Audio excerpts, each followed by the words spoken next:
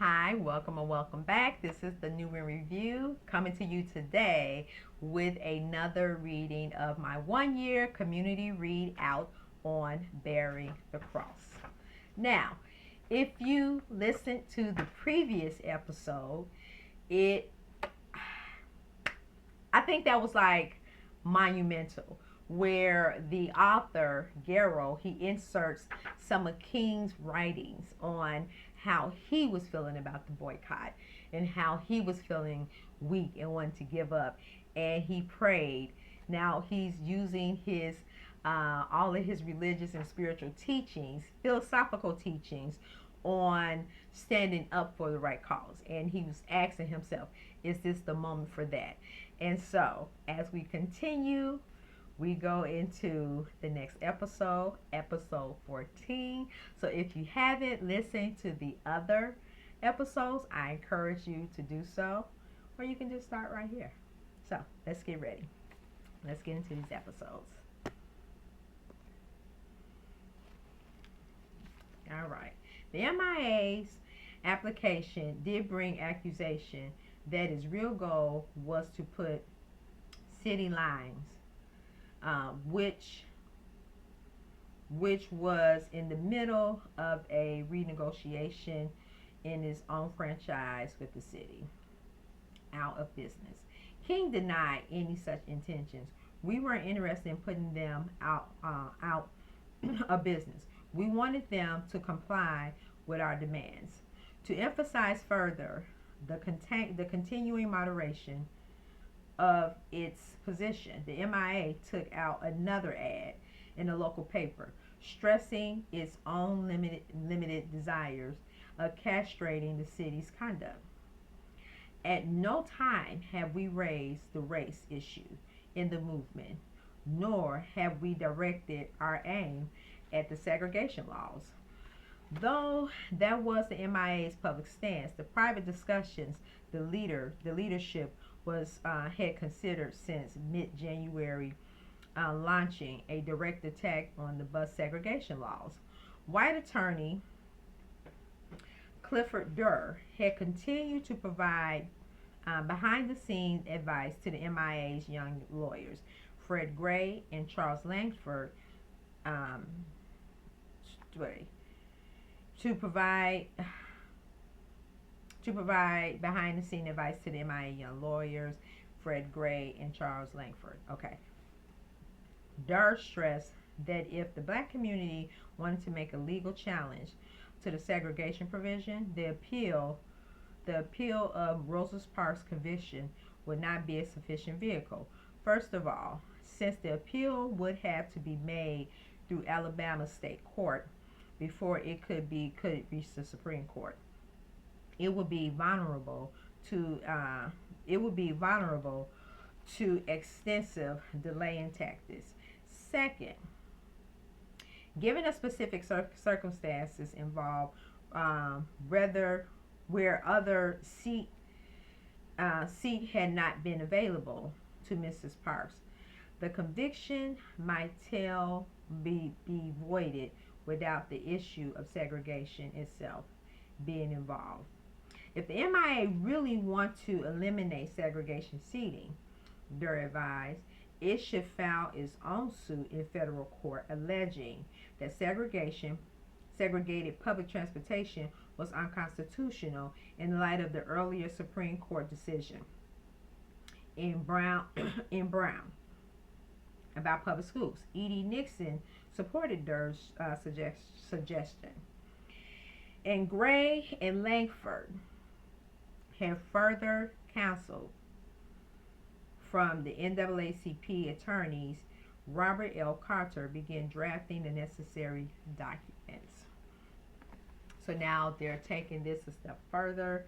So they're talking more or less behind the scenes of the legal tactics that they can engage in terms of getting fair treatment for Montgomeryans, black Montgomeryans in the segregation laws. On the evening of January 30th, the MIA held its regular Monday night meeting mass This time, Abernathy's First Baptist Church. Two members of the Dexter congregation, Roscoe Williams and Richard Smiley, stopped by the patronage to give King a ride to the meeting. Since his speeding arrest, the young men of Dexter had provided him with a regular accompaniment. William's wife, Mary Lucy, had come along to stay with Coretta and the 2-month-old Yoki. Later that evening, the two women heard the unusual noise, like the sound of a brick striking the concrete floor in the front porch. Footsteps sounded outside the house as Coretta suggested they move out of the front room. Just as they darted into the guest bedroom, the explosive rocked the house, filling the front room with smoke and shattered glass. Frightened and shaken, the two women retreated to the near house, where Yoki was safe. Retreated to the rear of the house, where Yoki was safely sleeping. Started to call the Montgomery police, but realized that they were not the best people to call. She thought to call Winston Craig, a Dexter member of who was Governor James Folsom's chauffeur, but couldn't find his number. A neighbor, Mrs. Ureta Adder, called to ask if they were all right, and said she already had called the police. Other people began arriving at the house. Coretta called the First Baptist Church and told the woman who answered that the home had been bombed. At the church, King was on the platform, supervising the collection when the call came. He saw Abernathy, Ian French, and others reacting to whispered messages, but none came to him. Finally, he asked Abernathy about the commotion, and he informed King of the bombing. King stepped back to the podium, informed the crowd about the report, said that he must leave immediately, and asked that they also go quickly to their homes. Those watching King were surprised by his calm and steady demeanor. Looking back on it, King agreed that he had accepted the word of the bombing calmly. My religious experience a few nights before had given me the strength to face it. And so he already anticipated the retaliation and the violence of the white mob. So when he heard of it, he was like, oh, okay, so now we need to proceed. We're going to proceed. I'm going to let everybody, give them instructions. And so I can, not cause a frenzy. And that's what leadership is, you guys. Okay, by the time King arrived home, a crowd of several hundred black onlookers had gathered at the scene. Numerous police also had arrived. The mayor Gale, Police Commissioner Sellers, and Fire Chief R.L. Lampley, all were on the porch, inspecting the broken windows and the 2-inch by 4-inch hole in the concrete porch floor that the bomb had left.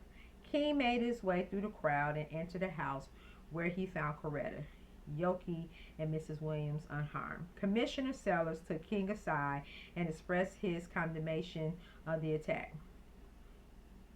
I do not agree with you on your beliefs, reporters heard him say. I'm trying to what in the hell did he believe? All he believed was that black people had the right to integrity and respect, that black people had the right to their own autonomy. I was just getting ready to use a profane word, but I'm like, what the heck was he believing? What did these people do wrong? But anyway, let me get back to the reading. I do not agree with you in your beliefs, Reporters heard him say. But I will do everything within my power to defend you against such acts as this.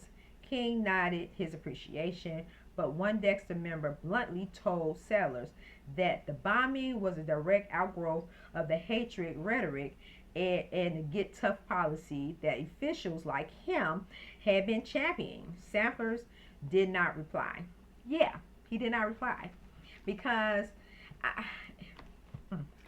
I don't want to bring this present day, but the day is, we're in 2026. If you're in the United States and in this moment of 2026, everybody know what we're dealing with.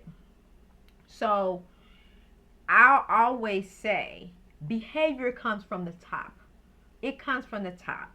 And so we are experiencing the same things on a very different level, but the same thing nevertheless, of white rage, of ongoing racism, bigotry, and hate. And this is what United States, this is how United States, this is the origins of United States. And so to say that people, I don't agree with your politics because you want respect, that's just a bunch of BS, you all. It's a bunch of BS, okay? It's a bunch of BS. That type of rhetoric always comes from the top. The crowd grew larger and angrier as the bombing spread. White reporters on the scene were fearful as police efforts to disperse the throng were ineffective.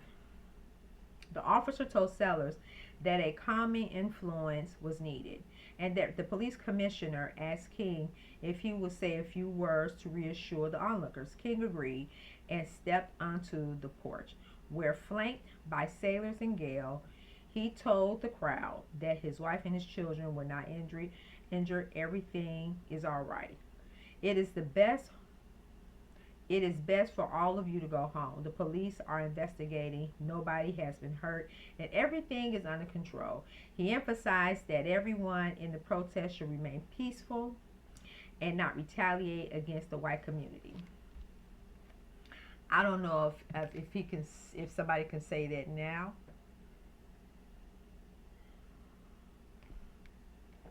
And not retaliate against what we have going on, because when people get fed up,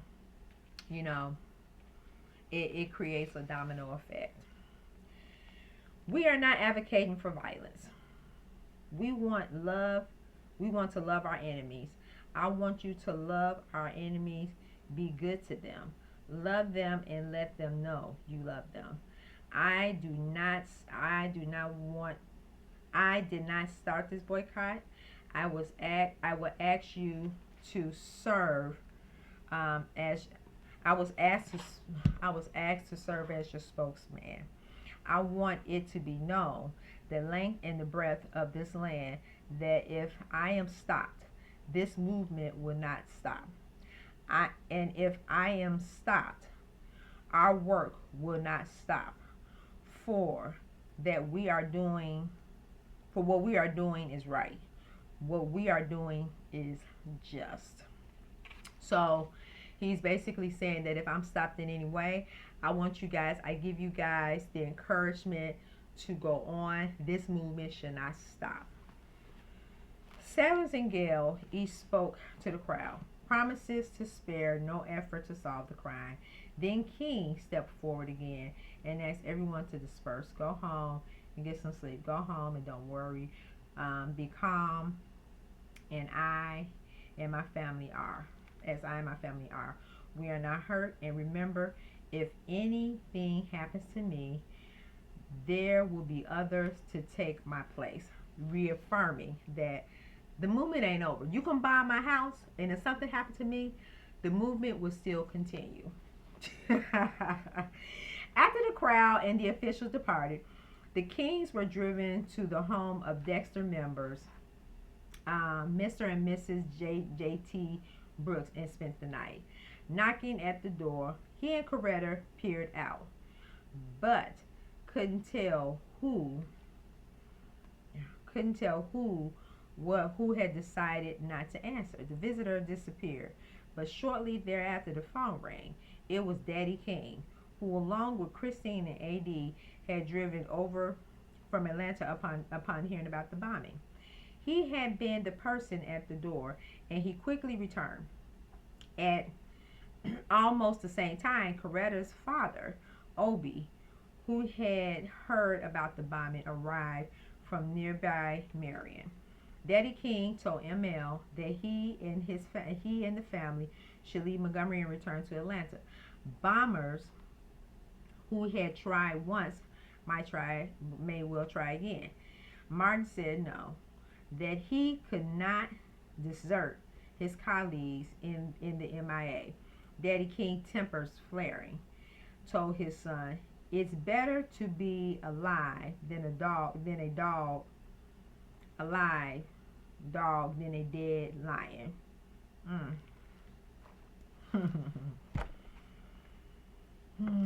I think some of our preachers, they preach that now.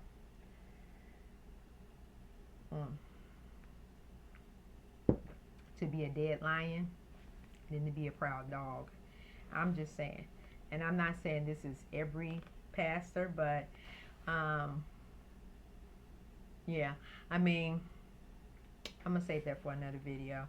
But when I hear about these pastors constantly capitulating to white demand, it's like, what is the point of you building community and pouring into anybody spiritually if you're a freaking coward? Jesus wasn't a coward. So what are you teaching and who are you teaching this to? But anyway.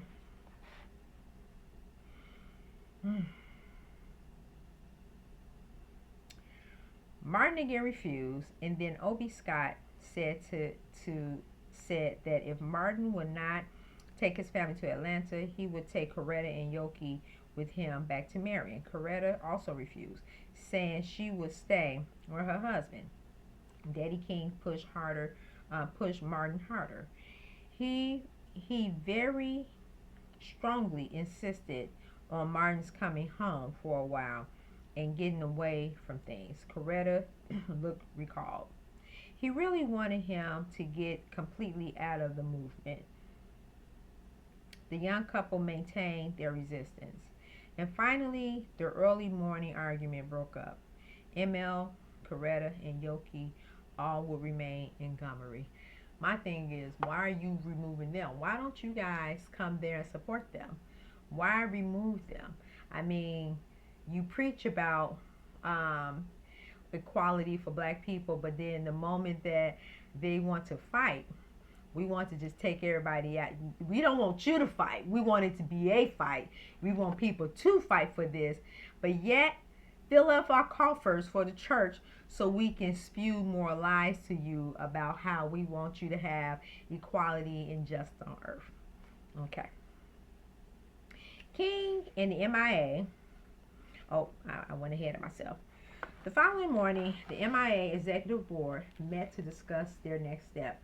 The white violence coming on the heel of the 8 weeks of the fiscal abstinence convinced the black leadership that the time had come for a direct attack upon the segregation statutes. The next day, February the 1st, Fred Gray filed suit in the federal court in the names of the 5 black women plaintiffs. The suit sought an injunction against segregation bus seating and also a halt to the harassment of the carpools. No longer was the MIA seeking simply a more polite form of separate but equal. Now the challenge would be total. King and the MIA had practical as well as strategic concerns in the wake of the bombing. Sellers promised aside, and a city-sponsored reward of $500 for information on the bombing notwithstanding. The MIA did not believe that the Montgomery police could be trusted to protect the protest leaders. While repair work on the parsonage was underway, The men at Dexter organized themselves into 3, 4, and 6-hour shifts, guarding King's home from 8 p.m. to 8 a.m. Each night, Robert Williams vowed to keep watch with a shotgun, while King and Abernathy decided to take up sidearms. We we felt we ought to be ready. Abernathy later explained. I asked King if he had any means to protection for himself and his family. King said the only weapon he had was a butcher knife. He asked, "What do you have?" I said, the only thing I have is a razor. We decided that we should go downtown together and buy some weapons for our protection. Accompanied by Reverend Hubbard, King and Abernathy appeared at the county sheriff's office on Wednesday afternoon, February the 1st, to request pistol permits. King stated that he wanted a gun so that the watchmen at his home could be armed. But the application was denied. Of course it was denied. Yeah, when I'm reading this, every time I read this, I'm like, okay. I shouldn't be animated, you all, because I've read this book before, but, just reading it out loud and hearing myself say these things, I'm like, oh, yeah, of course it was denied. The very night, the bomber struck again at the home of E.D. Nixon. The device, apparently thrown from a passing car, landed some 20 feet from the house and did no substance damage. Nixon was out of town at the time and did not learn about the attack until his train from Chicago pulled into Birmingham the next day. The two bombings of 40 and 48 hours led King and 4 other MIA representatives to call on a potential ally. Alabama Governor James E. Folsom, reviled by many whites for having entertained black New York Congressman Adam Clayton Powell.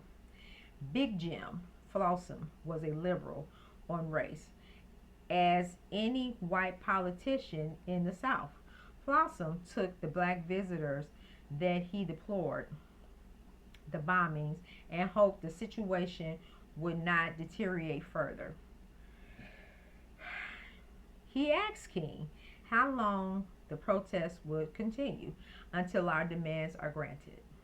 The young minister told the governor, "What we really want to ask of you is protection of the state.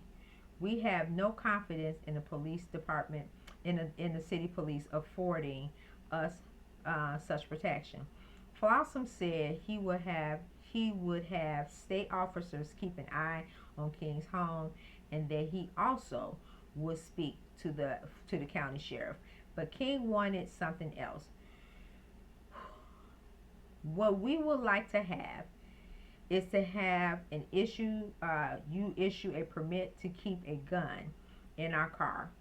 He told Folsom. The governor responded that he would have to discuss that with the sheriff too.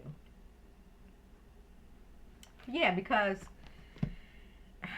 we already know they're not going to protect them, so you have to protect themselves. And that goes into the whole discussion of the Second Amendment and why, white people are so gung-ho and struck on, having their Second Amendment rights.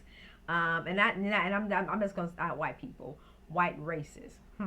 Let's say that.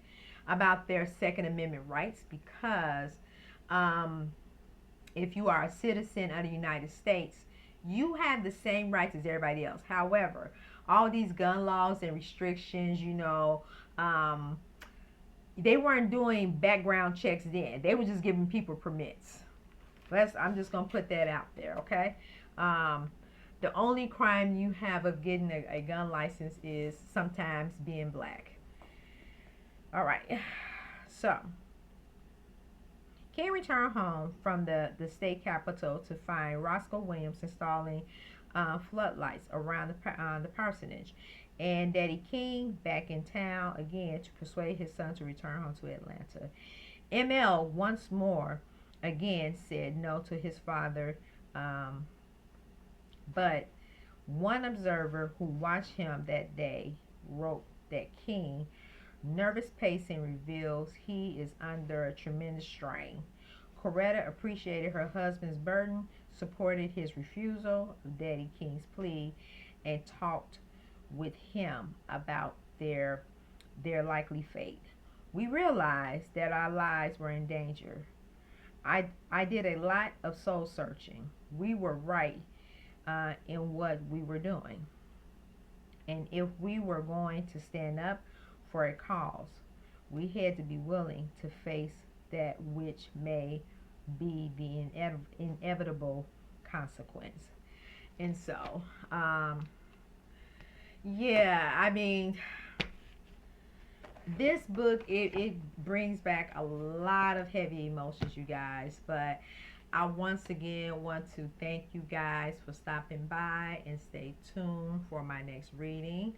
As we get through bearing the cross, I want you to ask yourself these questions. Like, is there something that you would stand for and won't back down from? A lot of times when we have to make the choice to fight or lose our lives, and this is everybody, and I am no exception. Sometimes, we cower down because the fear of what's going to happen to us. But King took great sacrifice in knowing that what he fought for, he may lose his life. And so, in saying that, I want everybody to be a little bit more mindful when they say, well, me voting doesn't matter. What happened in the past doesn't affect, what's going on now. We have to be mindful of that, and, be mindful that any one of us can be a target. It doesn't matter your background or your race. When you stand up and want justice and equality for all, it just makes the world a more beautiful place to live in. So with that being said, I will see you guys in the next reading. Bye.